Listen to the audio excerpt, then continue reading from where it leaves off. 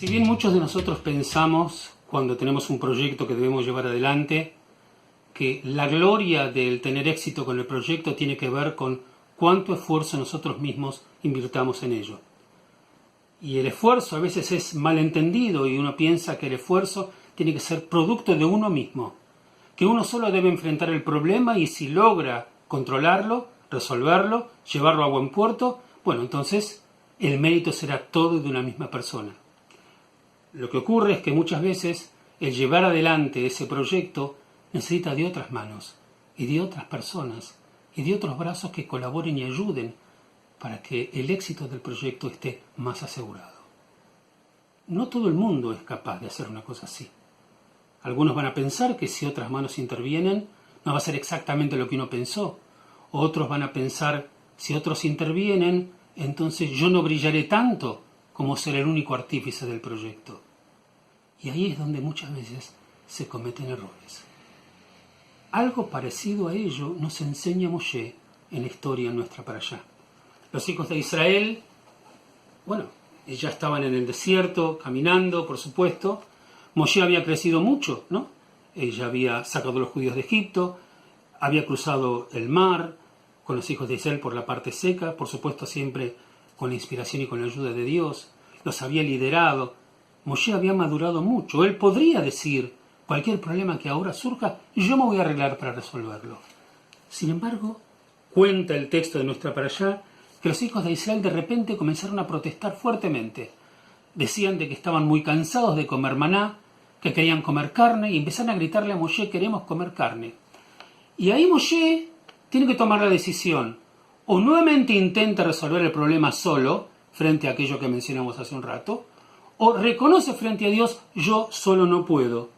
Y entonces Moshe le dice a Dios, Señor del mundo, ¿por qué has obrado el mal para con tu servidor y por qué no he hallado gracia ante tus ojos para poner la carga de todo este pueblo sobre mí? Él le dice, solo no puedo. ¿Acaso yo he concebido a todo este pueblo o yo lo he parido para que me digas a mí, álzalo en tu seno como alza el ayo al lactante hasta la tierra que has prometido a sus padres?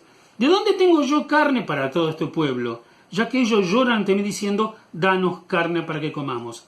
Y termina diciéndole, no puedo yo solo soportar a todo este pueblo, ya que es muy pesado para mí.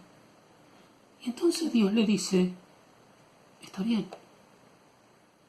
reúneme 70 hombres de los ancianos de Israel que tú conoces, y que son los ancianos del pueblo, y la gente que más sabe y más importante, y que tienen tu confianza, y reúnelos ahí contigo, yo me revelaré y hablaré allí contigo, y sacaré de tu espíritu, y lo haré colocar sobre las 70 ancianos, o los 70 sabios, que tú hayas congregado para que todos ellos te ayuden. Y así fue. Y de pronto Moshe contó con 70 personas más para liderar al pueblo. Muchos entienden el texto como que fuera la narrativa que origina el fenómeno de los profetas, el fenómeno profético. Moshe nos está enseñando que no tuvo empacho en decirle a Dios, no puedo. No pensó en que Dios puede decir de él, pensé que eras más capaz. O que el pueblo le dice, ¿qué? Moshe, vos no te arreglás frente a nuestros problemas, ¿no podés contenernos que necesitas otras personas? Para Moshe era más importante que el proyecto fuera exitoso, que pueda liderar al pueblo y que lo pueda calmar y que le pueda conseguir carne si con ayuda de otros lo puede conseguir. Por supuesto, fundamentalmente con la ayuda de Dios. Y él no reparó en dónde quedaba su figura frente a la intervención de otros. Cuando uno estudia la Torá, en rigor de verdad, toma conciencia que la imagen de Moshe no se empequeñeció ni un poquito así. Porque fue más importante para él darle al pueblo lo que necesitaba para poder llevarlos a la tranquilidad y a la calma. Más importante que la gloria eventual de haber intentado hacerlo solo, cuando francamente él pensaba que no lo podía hacer. Moshe nos enseña a compartir, a saber pedir ayuda y a no estar pendiente de cuánto brilla tu rol cuando en definitiva podés llegar a poner en riesgo el objetivo de lo que querés lograr, simplemente para que vos te lleves absolutamente todos los laureles.